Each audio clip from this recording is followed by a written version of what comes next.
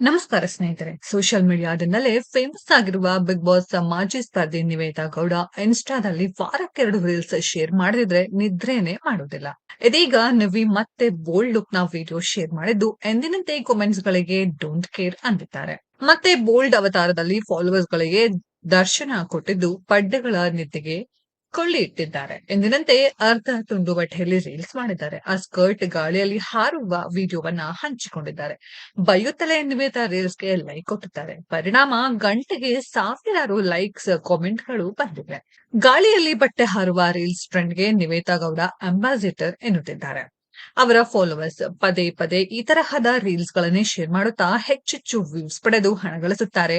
ಈ insta star Nivedita Gowda. ಸ್ನೇಹಿತರೆ, ಈಕೆಯ ಬಗ್ಗೆ ನಿಮ್ಗೆ ಏನ್ ಅನ್ಸುತ್ತೆ ಅನ್ನೋದನ್ನ ಕಾಮೆಂಟ್ ಬಾಕ್ಸ್ ಅಲ್ಲಿ ಕಾಮೆಂಟ್ ಮಾಡಿ. ಈ ವಿಡಿಯೋ ಇಷ್ಟ ಆಗಿದ್ರೆ ಲೈಕ್ ಮಾಡಿ, ಶೇರ್ ಮಾಡಿ, ಚಾನೆಲ್ ನ ಸಬ್ಸ್ಕ್ರೈಬ್ ಮಾಡಿ, ಪಕ್ಕದಲ್ಲಿ ಇರೋ ಬೆಲ್ ಐಕಾನ್ ನ ಹಿಟ್ ಮಾಡಿ. ಮುಂದಿನ ವಿಡಿಯೋದಲ್ಲಿ ಭೇಟಿಯಾಗೋಣ. ಧನ್ಯವಾದಗಳು.